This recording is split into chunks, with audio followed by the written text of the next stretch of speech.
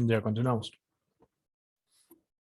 Ya les he mostrado, ¿no? Un pequeño ejemplito. Entonces, para tener la mayor capacitancia equivalente hay que conectar los capacitores en paralelo. ¿Por qué no puede ser estrella o triángulo? Yo no marcaría eso porque ustedes han visto que para hallar una capacitancia equivalente de estrella hay que transformar a triángulo, ¿no? Para que se reduzcan, ya sea en paralelo o en serie. O al contrario, de triángulo hay que convertirlo a estrella para que luego se reduzca, ¿no? Cuando esté en serie en paralelo y recién tengamos una capacitancia equivalente. Entonces, la más directa es en paralelo. Ya, la pregunta 5 les dice, las características de un superconductor son qué, ¿no? Y ahí les da varias opciones. Ahora vamos a revisar cada opción por opción, ¿ya? Pero lo que sí estoy seguro es que la A es una característica. Cuando les dice un superconductor, ¿no ve? Cuando es un superconductor, la resistencia es prácticamente igual a cero. No hay oposición a la corriente, ¿no? La corriente fluye, ¿no? Rápidamente, ¿ya? Entonces eso es una característica de un superconductor. Luego el inciso B dice, una vez que se establece una corriente en él, la corriente persiste sin necesidad de una diferencia de potencial aplicada. Yo la verdad no, nunca he visto eso. Nunca he escuchado. Y yo creo que esto no se cumple, ¿no? Tal vez sí en casos muy especiales, ¿no? Pero yo nunca he escuchado, ¿ya? Y eso que estoy en la carrera de electrónica, no, nunca he escuchado esto. Para que exista un movimiento de electrones, ¿no? Que es la corriente, sí o sí tiene que haber una diferencia de potencial, ¿no? Sino qué fuerza es la que va a jalar a los electrones. Ya para mí la B no aplica. Luego C, trabajan a temperaturas bajas, cercanas a los 0 Kelvin, grados Kelvin, ¿no? Mm, pareciera eso que sí es verdadero, pero he buscado. Ya fíjense, y aquí les dice, los superconductores, mm, tales como el cobre y el hierro, pueden superconducir a temperaturas superiores a los menos 230 grados centígrados. Ya dice eso, buscan conversión de grados Kelvin a centígrados, menos, menos 230 es 43 grados Kelvin.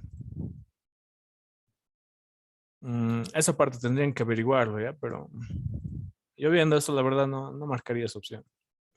Pareciera que sí, ¿no? Pero parece que no. Tal vez otro superconductor, ¿no? ¿A qué temperatura trabaja el superconductor del oro? Podemos colocar. Mm, No hay mucha información, ¿no? Ya. Esa parte véanlo ya. Bueno, yo lo dejaría así en blanco, ya. Yo no lo marcaría por lo que están viendo acá. Pero tal vez en la parte teórica del ingeniero, ¿no? Ahí les diga cercanas a los 0 grados Kelvin, entonces lo marcan. Ya, pero el A sí estoy seguro que es una correcta. Luego, el inciso número D, no existen los superconductores. Esto es mamada, ¿no? Obviamente sí existen los superconductores, ¿no? Y sí se enfrían a temperaturas bastante bajas, con hidrógeno líquido, ¿no? O nitrógeno líquido, no sé, algo por ahí. No he investigado mucho el tema, pero sí existen los superconductores. Luego, funcionan a temperatura ambiente eficazmente. Esto también me late que es falso, porque los superconductores, como les digo, trabajan o bien a temperaturas muy elevadas o a temperaturas muy bajas, ¿no? Y a temperatura ambiente que trabajen eficazmente, no creo difícil. Luego, su operación es económica y muy baja, ¿no? Esto también es mamada, ¿no? Si no, ya harían computadoras con conductores, con superconductores, ¿no? Tal vez las computadoras cuánticas. Ya, perdón. Ya, el inciso F dice. O el inciso E, funcionan a temperatura ambiente. Ya, los superconductores, como les digo, ¿no? Trabajan o bien a temperaturas muy altas o muy bajas, ¿no? Entonces, a que un superconductor trabaje a temperatura ambiente, mamada, difícil. Ya luego el F, su operación es económica, ¿no? La operación de un superconductor no es económica. Como les digo, trabajan a temperaturas muy bajas, ¿no? Donde hay que enfriarles con nitrógeno líquido o hidrógeno líquido, algo por eso. ¿No? Y la cosa es que pues no es económico esa parte, ¿no? Si no ya tuviéramos computadoras con superconductores, etcétera, ¿no? No, nada que ver. No es económico los superconductores. No se ve el examen. No, ya estoy compartiendo. Sí, eso está bien. Ya, entonces yo solo marcaría esta, ¿ya? La A. Y lo que sí les recomendaría es que busquen esta otra, ¿no? Que es la C. Ya, esta nada más no estoy seguro. Lo demás no creo. Difícil esto. ¿No? O tal vez la B, incluso pueden revisarlo. Pero no, difícil, ¿no? Nunca he escuchado esto. Ya. Su pregunta 6 dice, dos alambres rectilíneos muy largos, situados perpendicularmente al plano de la hoja, conducen unas corrientes eléctricas I sub 1 e I sub 2, ¿no? En el mismo sentido, ¿no? Hacia afuera de la hoja están conduciendo. El campo magnético en el punto P, según el gráfico, será nulo si, y ahí nos da opciones, ¿no? En el punto P, el campo magnético, bajo qué condición va a ser nulo. Ya, y para esto simplemente es aplicar la regla de la mano derecha. Ya, ustedes coloquen su dedo ya saliendo de la hoja, ya así, ¿no? Saliendo de la hoja. Y sus dedos, ¿hacia dónde les van a apuntar? Sus dedos saliendo de la hoja, ya. Yo estoy colocando ahorita en la pantalla y mis dedos están apuntando en esta dirección, en sentido antihorario. Ya, y en el punto P, pues va a entrar más o menos así. Ahí va a entrar, en el punto P, ¿no? Obviamente esto va a ser más circular, ¿no? Va a ser un círculo perfecto. Ya, y por aquí entra el campo magnético del 1. Y ahí está una distancia D. Ahora lo mismo, coloquen aquí su pulgar saliendo de la hoja y vean hacia dónde apunta sus dedos. Ya, y ahorita estoy colocando y apunta hacia aquí, ¿no? Aquí. Ya, entonces, como están viendo, están yendo en sentidos contrarios, ¿no? En ese punto P. Ya, por lo cual, como están a la misma distancia, ya si están a la misma distancia, el campo magnético va a ser cero, va a ser nulo, si es que la corriente I sub 1 es igual a la corriente I sub 2, ¿ya? Y eso también les pido que revisen en el anterior en la anterior clase, en la grabación, porque hemos calculado el campo eléctrico, el campo magnético que produce un alambre, ¿no? Esto hemos hecho. Ya hemos resuelto, ¿no? Etcétera, etcétera. Y llegábamos aquí, ¿no? ¿Y cuál era el campo magnético para un alambre infinito? Era este, ¿no? A esta conclusión hemos llegado a la anterior clase. Ya, y fíjense en acá, ¿qué es lo que importa? Bueno, esto, ¿cómo se explico? Ay, ay, ay. Ya, digamos que tenemos dos alambres, ya aquí está un primer alambre, ¿no ve? Que es infinito, ¿no? Se supone que es infinito, y aquí está el segundo alambre, que es infinito, ¿no? Aquí está la misma distancia D, ¿no? Aquí distancia D, y aquí una distancia D, ¿no ve? Ya, entonces el campo magnético 1, ¿no? Aquí va a venir una corriente 1, aquí va a venir una corriente 2, ¿no ve? El campo magnético 1 ya hemos visto que está ingresando así, el campo magnético 2 ya hemos visto que está ingresando aquí. No, el campo magnético 1, ¿a qué va a ser igual si reemplazamos en acá? Porque es un alambre infinito. Va a ser nu sub 0 por I sub 1, ¿no? Y eso va a ser igual a 2pi sobre R, donde R era el radio, ¿no? Era la distancia. ¿Ya? No, fíjense, R era la distancia del alambre hasta el punto. ¿No? Entonces, en aquí va a ser, ahora, ¿cuál es la distancia? Va a ser la distancia D. ¿No? Y para que se anulen, ¿no? Como uno está yendo hacia abajo y el otro hacia abajo, entonces el campo magnético 2 también tiene que ser igual al campo magnético 1. Entonces aquí sería nu sub 0, ¿no? Por I sub 2, ¿no? El campo magnético 2 sobre 2pi, ¿no? ¿Y cuál es la distancia del alambre 2 al punto? Sigue siendo la misma distancia D, ¿no? Fíjense cómo se simplifica este 2pi por D, nu sub 0, y al final solamente les queda I sub 1 igual a I sub 2, y ya está. Y eso era, bueno, ni siquiera necesitamos reemplazar en la fórmula, ¿no? Nos damos cuenta ya cuando practica.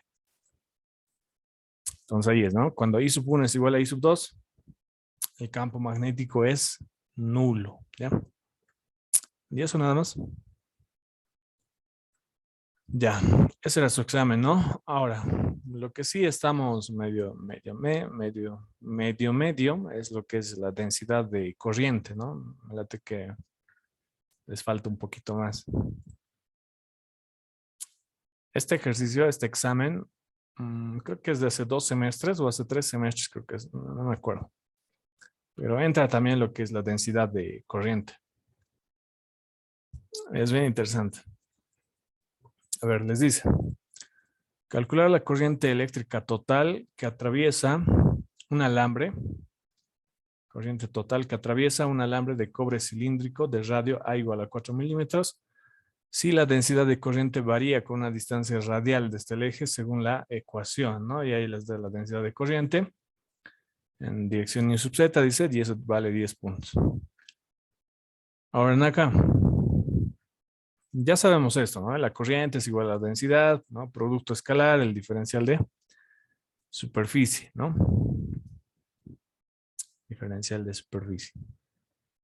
Ya, esta parte que está acá, ¿no? Es porque al anterior semestre les ha pillado de sorpresa esto de coordenadas cilíndricas, esféricas y les he tenido que explicar, ¿no? Pero a ustedes ya les he explicado más antes, ¿no? Esto del diferencial de superficie, carita de arriba, carita lateral, ¿no? Otra carita de acá, pero que no se usa. Y ahora, ¿qué es lo que pasa? Bueno, aquí directamente hemos utilizado lo que es el módulo del primero, módulo del segundo, ¿no? Por el coseno del ángulo que forman. Pero también se lo puede trabajar en forma vectorial, ¿no? Por ejemplo, este es un vector y este otro también es un vector. A ver, ¿cómo puedo escribir yo esto de forma que ustedes ya lo vean más familiar?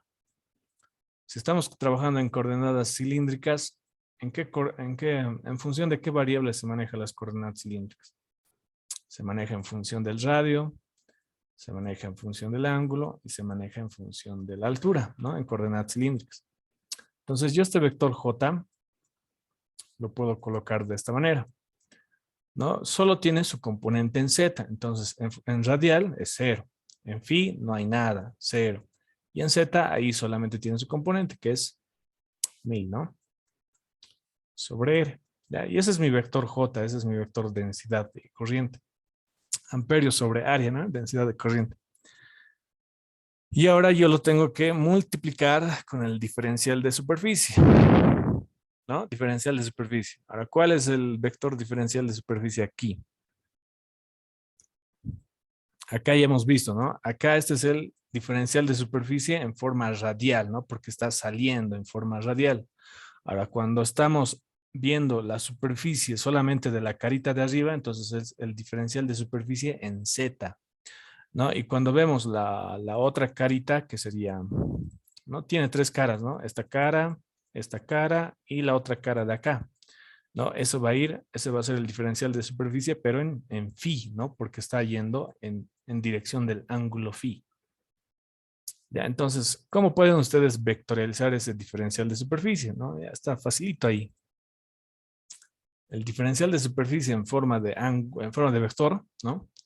Otra vuelta. En radio no vamos a utilizar, ¿no ves? Solamente vamos a utilizar esta carita, ¿no? Solamente esta, porque es un conductor, ¿no ves? Entonces, solo utilizamos esta carita, ¿no? Entonces, en R no utilizamos nada, sería 0. En el ángulo phi tampoco utilizamos nada, sería 0. Y en el ángulo Z, ahí sí, ¿cuál es el diferencial de superficie? Es R, diferencial de phi, ¿no? Y diferencial de R. ¿Ya? Y ahora, ¿qué les dice la expresión, la fórmula? Les está diciendo, tienen que hacer un producto escalar de vectores, ¿no? Entonces, hacen ese producto escalar, que sería J, ¿no? La densidad. Producto escalar diferencial de superficie, ¿no? ¿Y eso qué va a ser igual? Va a ser el vector J, que sería 0, 0, 1000 sobre R, producto escalar diferencial de superficie, que es 0, 0, R, diferencial de phi, diferencial de R. A ver, hagan este producto escalar. Ustedes ya saben, ¿no? El producto escalar. Ya saben el producto escalar, ¿no? Es el componente a componente, cero por cero, cero. Más cero por cero, ¿no? De aquí cero por cero, cero. Más 1000 por esto, ¿qué nos va a quedar? Nos va a quedar 1000 sobre R por R diferencial de phi diferencial de R, ¿no? Cero más esto, solamente nos queda esto. Y eso está acá, ¿no? Entonces pueden aplicar así un análisis vectorial o pueden hacer el módulo del primero, módulo del segundo por el coseno del ángulo que forman, ¿no? Como ustedes quieran. Ya, y como están viendo, sale lo mismo, ¿no? Y ahí está. Entonces ahí yo calculo la corriente total, ¿no? Que es lo que me pedía. Mm, Calcular la corriente eléctrica total de un cilindro de cobre de radio A igual a 4 milímetros. Entonces, mi límite superior, mi límite inferior, ¿cuál van a ser? Si es un conductor. A ver, aquí no se debe entender, ¿no?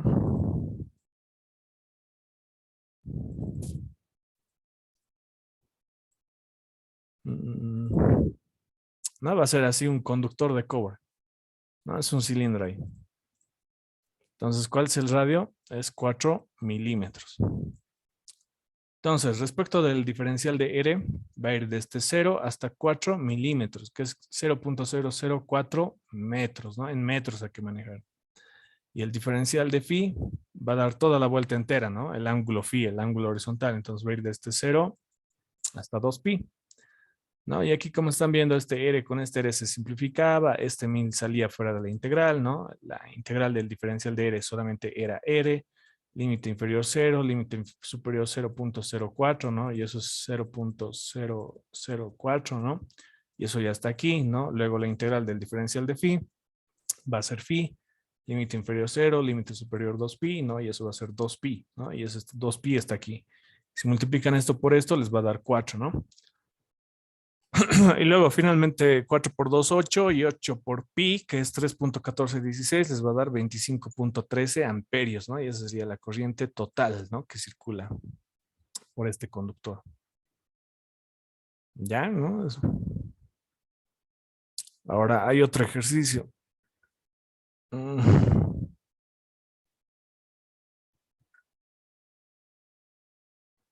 ya van a ser las 4. Depende de ustedes, ¿quieren hacer esto más o ahí nomás lo dejamos?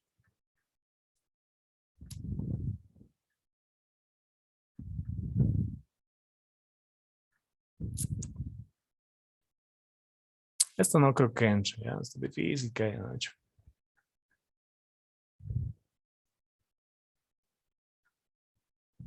Pero esto tal vez sí puede entrar.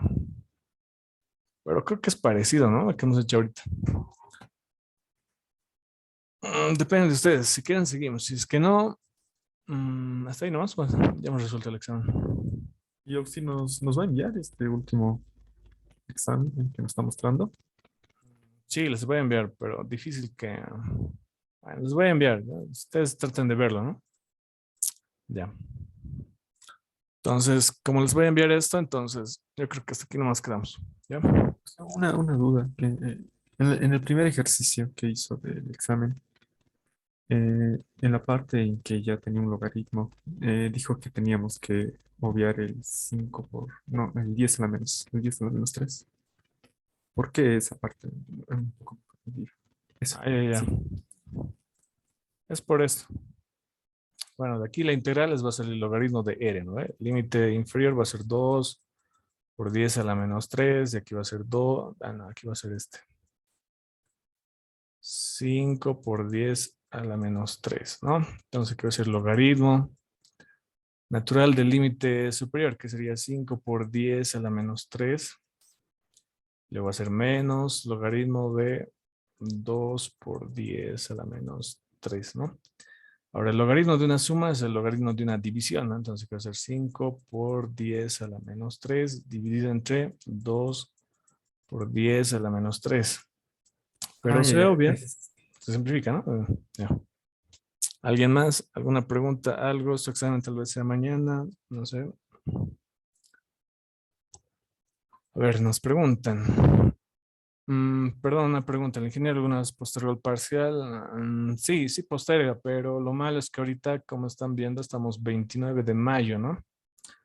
Mañana va a ser 30 de mayo y pues hasta fines de junio ya pues termina lo que es el semestre, ¿no? Entonces difícil que postergue el parcial, dudo mucho. Disculpa, sobre la práctica, si no se posterga, podemos entregarla hasta el miércoles. Es que muchos ya están también por el final y estamos haciendo muchas prácticas. Ya, está bien. Ya, entonces la entrega de la práctica va a ser hasta el día miércoles, hasta las 8 de la noche, ¿ya? Hasta el día miércoles me entregan.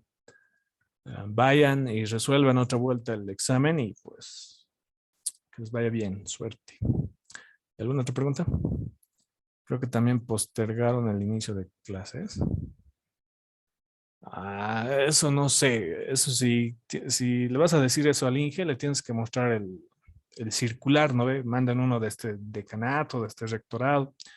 Con ese circular le tienes que decir, si es que le dices así por medio que, por chisme, medio que son comentarios, ¿no? O por ahí, entonces no te va a hacer caso. Ya, ¿algo más? ¿Algo?